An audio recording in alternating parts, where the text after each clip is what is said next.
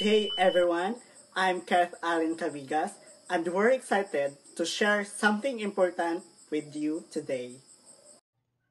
I am Ornette P. Burling, and this topic is something that affects all of us, whether we realize it or not. And I am Wendell Medico. So join us as we explore a topic that touches every part of modern life, from the way we talk to the way we work and live. So, today, we're diving into an important and timely topic, the social impact of information technology in our society. IT or information technology has changed our world in so many ways, from how we learn and shop to how we talk to friends or do our jobs. IT is a part of our everyday lives. It brings many advantages, but it also presents some serious challenges. So, before we explore these impacts, let's first understand what IT really means and how it connects to something we call social impact. Before we dive into the effects, let's take a moment to truly understand what we're talking about. When we say social impact, we're talking about the effect that something like a tool, policy, or technology has on people, their communities, and even entire countries. It's about real life changes caused by new ideas or system. And one of the biggest force shaping our world today is information technology, also known as IT. IT refers to the use of systems such as computer, internet, mobile devices, network, and software application to process, store, and share information. It's all around us, at school, in hospital, and even at home, from checking our grade online to ordering food with an app. IT makes our life easier and faster. But how exactly is this powerful technology affecting our society? Are the changes mostly good or they come with problems too? Let's find out, starting with the positive ways IT is improving life.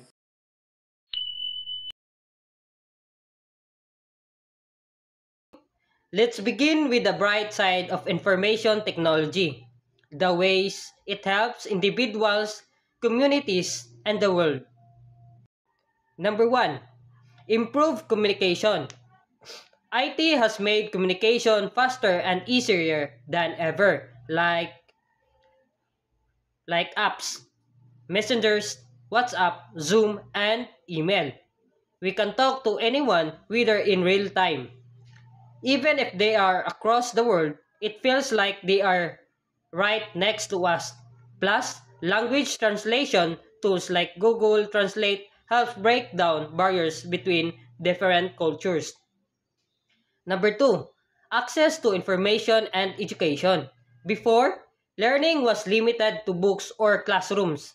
Now, anyone with internet can learn anything. Platforms like YouTube, Coursera, and Khan Academy offers free lessons on every subject. Virtual classrooms help students and teachers learn together, even from different parts of the world. AI tutors also make learning personal and flexible. Number three, advancement in healthcare. Technology has made healthcare better and more accessible.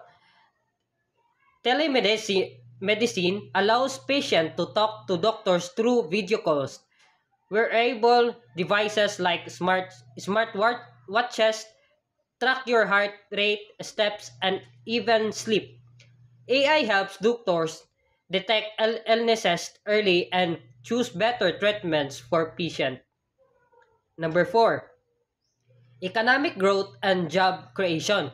Information technology has created millions of jobs. Big companies like Google, Micros- Microsoft, and Amazon employ people around the globe.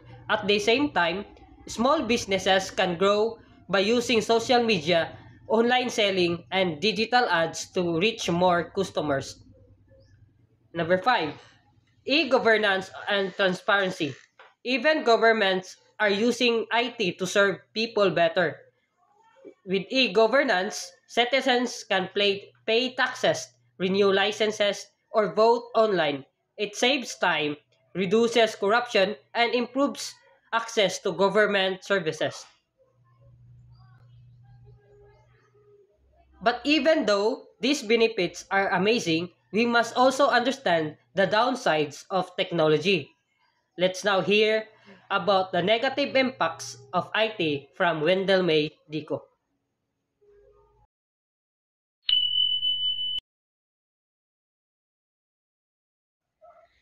Thank you. Technology is powerful, but with great power comes with great responsibility.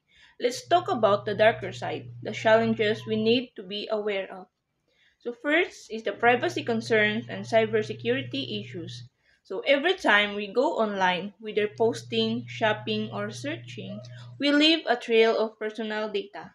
Hackers can steal this data and scams like phishing can trick us into giving away private information.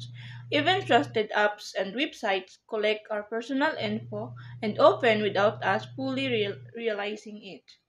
So the second job displacement and automations. While IT creates jobs, it also replaces many. Machines and software are now doing tasks people once did in factories, offices, and customer service.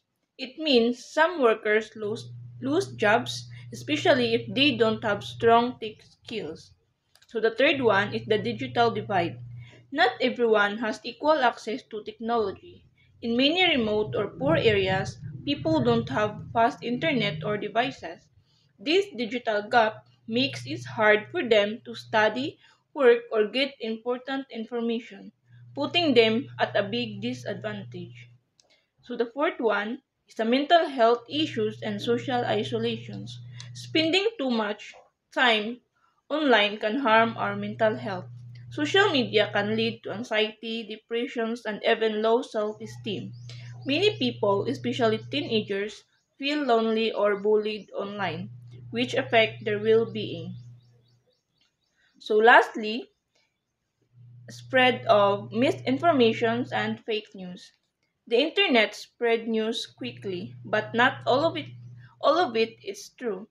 Fake stories, edited videos, and misleading posts can trick people.